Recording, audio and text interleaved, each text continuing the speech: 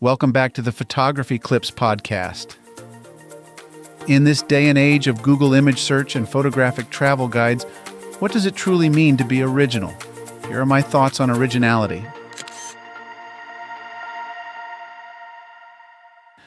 What does originality really mean? As photographers, we spend a lot of time looking at the work of others for inspiration, and we also copy techniques so that we can learn them and make them our own. So where do you draw the line between inspired by and copy of? This is a particularly difficult distinction to make nowadays because we live in an age where all the easy photographs have already been taken. You can't simply visit Mount Rushmore to create fine art photographs of the sculptures there. 1,000 other photographers before you have already done this with that same thought in mind. You can't visit the most famous national parks and take photographs inspired by Ansel Adams because, well, Ansel Adams already did that. So, what does it mean to be original? It is, I think, a surprisingly difficult concept to navigate. Let's explore a few thoughts concerning this concept of originality. And, who knows, by the end, we may be better equipped to create something truly unique. In the beginning, when we get our very first camera, we spend a lot of time simply copying. We're working out of textbooks or at the behest of our instructors. It's an unavoidable thing. If you're taking a class, for instance, your instructor may ask the entire class to photograph the same thing so that he or she can grade the images and point out what you may be doing wrong. In photography books, you'll see suggestions for taking photos of common objects so that you can learn about lighting, composition, settings, and all the rest. You, yourself, in your own wanderings, may seek to take photos similar to those that famous photographers have created just to see if you can replicate and learn the techniques they used. And technique is the operative word here. In this beginner phase, it's not that you don't have creative thoughts of your own. You may have dozens of them.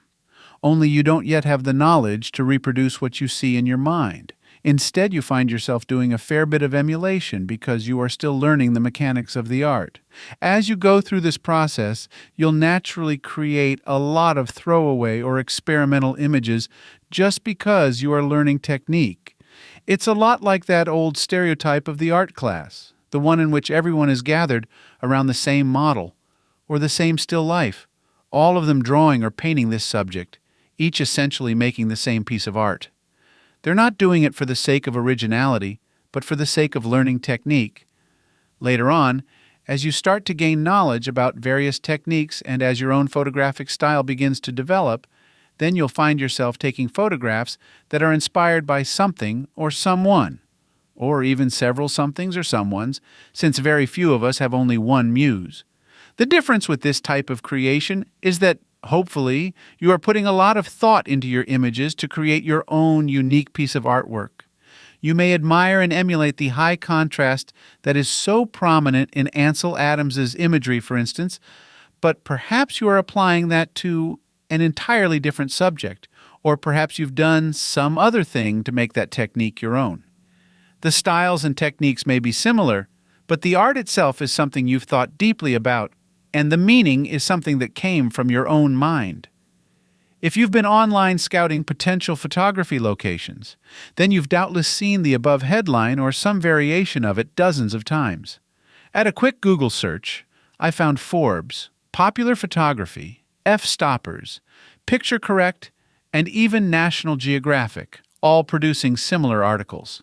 There were, in fact, hundreds of articles about the world's top photo destinations, all telling you where to go, where to stand when you get there, and what to shoot if you want to create photographs that are just like those that some famous photographer took. It's so easy, isn't it? It's all laid out for you, just a Google search away. Or perhaps that's the problem with the digital age. Instant gratification has taken the place of careful consideration. If you're using travel guides like this to take you on a photographic journey, are you really creating something original? If you are standing at the Grand Canyon, standing upon the same overlook that thousands of people before you stood upon to take the same photograph that you are taking, are you making art?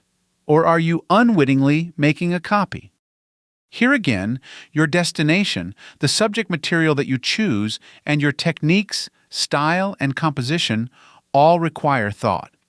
Originality requires exploration of the world around you and of your own interactions with the world. Don't tread the same roads as thousands of photographers before you when you can. With careful consideration, forge your own path. Find your own destinations, subjects, and perspectives to find your own meaning. And all of this discussion leads me to one final conclusion. What is it that separates you from everyone else? It can only be one thing: thought. It's not the fact that you have the best sources of inspiration, knowledge of a broad variety of techniques, or access to the world's finest destinations. We can all achieve these things if we want them. What we can't all do is think alike. And art, at the end of the day, is a thinking game. It demands long hours of careful consideration and self-examination. That is the only thing that can differentiate your work from the work of thousands of others.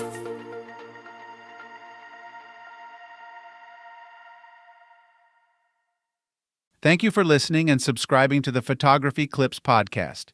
If you would like to learn more about my photography, please visit photographyclips.com. I hope you have a wonderful day.